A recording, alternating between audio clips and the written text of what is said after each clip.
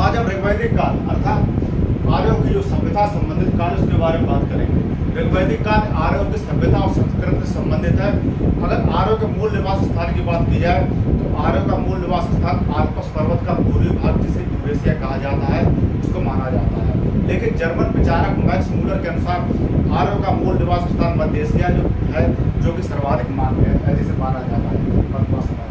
अगर इसका साहित्यिक स्रोत की बात की जाए कि आर्यों का साहित्यिक स्रोत क्या है या इनका मतलब साक्ष्य क्या है आर्यों का, तो इनका साहित्यिक स्रोत के अंतर्गत जो ऋग्वेद है उसमें आर्यों का वर्णन किया गया है।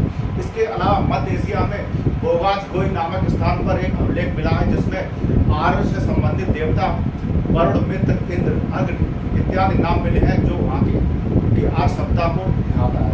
इसके अलावा जो अगर ऋग्वेद जो कोई आर्य संबंधित इसका अगर रचना काल देखा जाए तो उसका जो रचना काल की सर्वाधिक मान्य तिथि है 1500 से 1000 ईसा पूर्व मानी जाती है। ऋग्वेद की जो रचना काल की तिथियां तारीख है। अगर ऋग्वेद की बात की जाए तो ऋग्वेद सबसे पहले जो ऋग्वेद जो आर्यों का वर्णन किया गया, इसके अलावा ऋग्वेद में अन्य बातों का भी वर्णन किया गया जो इस प्रकार है कि जैसे कि ऋग्वेद में 10 मंडल है, 10 मंडल है या 10 भाग है। 10 मंडल 10 भाग है और जिसमें मंडल 2 और 7 सर्वाधिक प्राचीन अंश या भाग है मंडल है जो ऋग्वेद में मंडल। अगर ऋग्वेद के इनके प्रमुख मंडलों की बात की जाए तो प्रमुख मंडल में दूसरा मंडल है, इसके अलावा तीसरा मंडल है, चौथा मंडल है, पांचवा मंडल है। पांचवा मंडल जो लिखा था जो ऋषि अत्रि थे उन्होंने लिखा था। अब आर्यों से संबंधित शब्द है जो ऋग्वेद में दिए गए हैं, जैसे पिता शब्द ऋग्वेद में सर्वाधिक बार आया है, सर्वाधिक मतलब 365 बार आया है पिता शब्द। इसके अलावा अन्य शब्द हैं जैसे जन शब्द 275 बार आया है।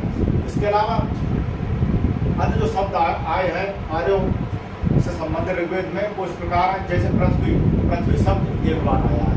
और आर्यों की सर्वाधिक जो प्राचीनतम नदी या सर्वाधिक पवित्र नदी थी वो सिंधु नदी थी और सिंधु नदी के आसपास से आर्य सभ्यता का विकास हुआ और वितरण हुआ जब आर्य भारत आए। अब इसके बाद हम बात करते हैं आगे कि जैसे भारत में जो आर्य भाषा है उसका आगमन 1500 ईसा पूर्व माना जाता है आर्य भाषा। और आर्य भाषा से ही जो भारत की जो अन्य भाषाएं हैं वो भाषाएं क्या नाम इस आर्य भाषा से ही बनी है। आर्य भाषा इन भाषाओं की जन्म है। अब इसका आगे बात करते हैं कि ऋग्वेद में जो पुरुष सूक्त है,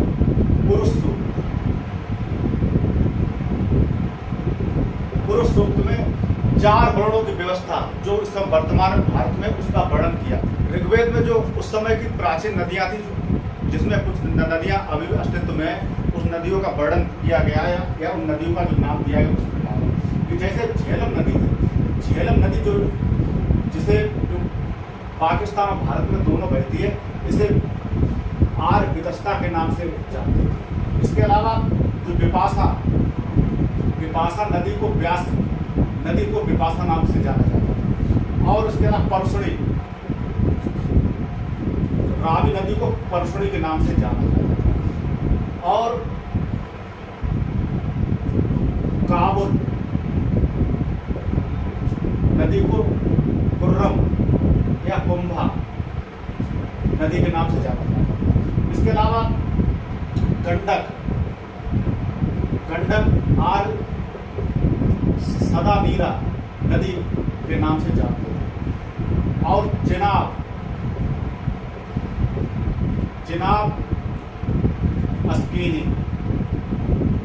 नदी है अस्किनी नाम से जानी जाती है। इसके अलावा अन्य नदियों का वर्णन किया गया है। और आर्य अगर जात की बात की जाए तो आर्य जात एक मध्य एशियाई जात थी जो एक प्रकार से काकेसाइड या अल्पोनाइड जनजात से संबंधित थी या इस रेस से संबंधित थी, काकेसाइड या अल्पोनाइड। इसके बाद हम बात करेंगे सामवेद, आर्य सभ्यता संबंधित है। सामवेद में गीत संगीत का वर्णन किया गया है। इसके अलावा सामवेद में गीत संगीत के अलावा सामवेद में उद्गाता एक शब्द आया है, जो वेदों का उच्चारण करता था, वेदों के मंत्रों का उच्चारण करता था, उसे उद्गाता कहा गया सामवेद। इसके अलावा सामवेद को पुराणों में सामवेद का भी उल्लेख किया गया है पुराणों में सामवेद। और सामवेद में जो संगीत के हैं 7 स्वर, उनका उल्लेख किया गया सामवेद। सामवेद के बाद आता है यजुर्वेद।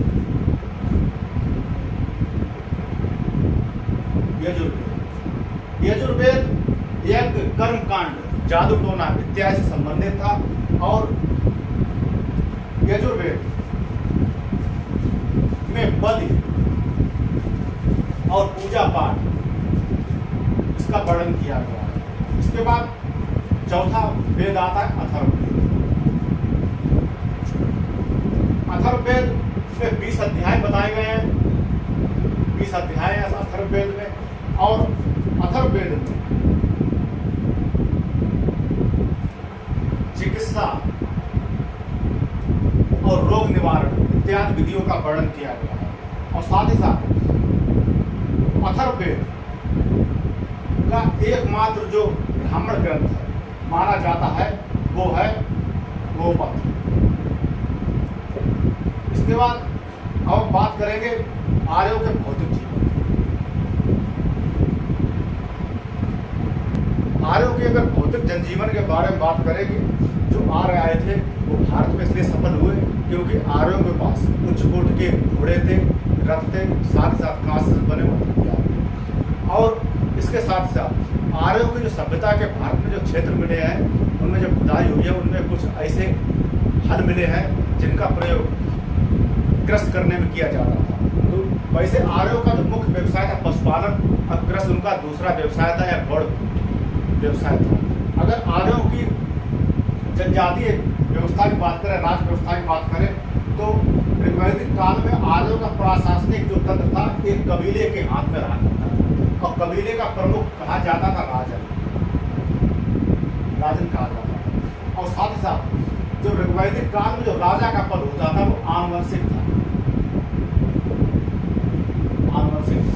इसके अलावा कबीले की निर्णय लेने वाली एक समिति भी होती, जिसमें वृद्ध या वरिष्ठ जो व्यक्ति थे, नागरिक थे, वो उसमें सम्मिलित किए जाते। समिति के साथ साथ इसमें अन्य संस्थाएं भी थी, जैसे सभा, विदत, ये भी संस्थाएं थी जो राजा को परामर्श दिया करती थी और राज्य काज में प्रशासनिक कार्य किया करती थी। और इसके अलावा जो स्त्रियां थी, स्त्रियां भी सभा में भाग लेती थी आर्यों की सभा। इसके अलावा अगर इसके परिवार संस्था की बात की जाए, परिवार और कबीला संस्था की बात की जाए, तो आर्यों में प्रत्येक कबीले का एक गोत्र होता था, अर्थात हर कबीला किसी न किसी गोत्र या वंश से संबंधित होता था। और उस कबीले को एक कुल देवता के नाम से जाना जाता था, कुल देवता या गोत्र के देवता के नाम से जाना जाता था। और ऋग्वेद में जो जन शब्द है इसका प्रयोग 275 बार किया गया है। और जन का अर्थ होता है जो सामान्य नागरिक, जन शब्द का। और ऋग्वेद में जो एक दूसरा महत्वपूर्ण शब्द प्रयोग किया गया है विष, इसका अर्थ है कबीला, और इसका प्रयोग किया गया है 175। इसके बाद वो आगे देखते हैं कि आरंभिक जो वैदिक व्यवस्था थी उसमें जो परिवार का अर्थ गृह के रूप में लिया गया या घर के रूप में लिया गया, गृह या घर के रूप में परिवार का अर्थ लिया गया। और इसके साथ जो गृह शब्द है ऋग्वेद में बार बार आया है। और ऋग्वेद काल की व्यवस्था थी पितृसत्तात्मक व्यवस्था,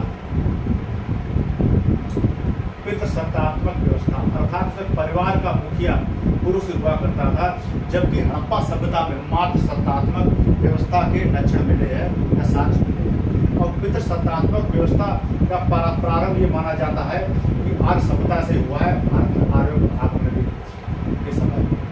इसके बाद बात करते हैं आगे कि आर्यों के समय में सूक्तों की रचना की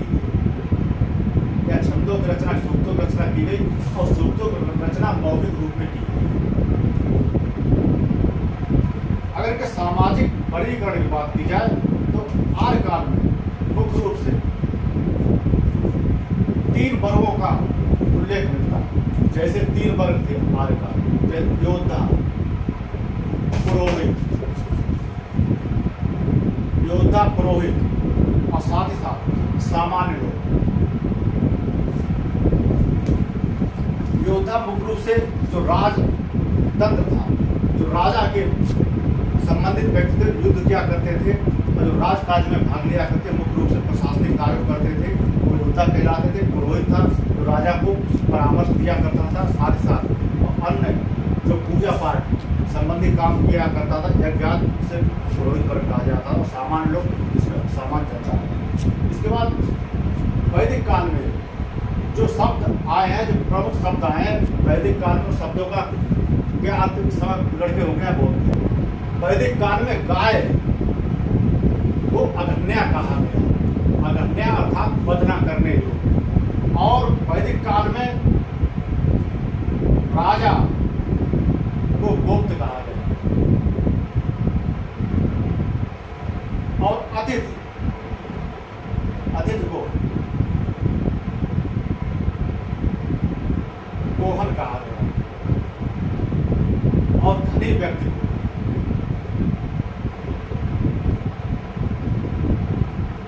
गोमत कहा गया।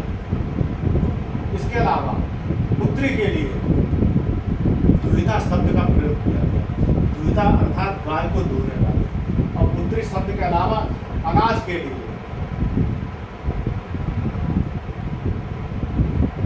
धान्य शब्द का प्रयोग किया गया। इसके अलावा ऋग्वैदिक देवताओं की बात करते हैं, देवी देवताओं की बात करते हैं, तो ऋग्वैदिक काल में वो देवी देवता इस प्रकार है कि जैसे देवता की बात, ऋग्वैदिक काल में सर्वाधिक महत्वपूर्ण देवता था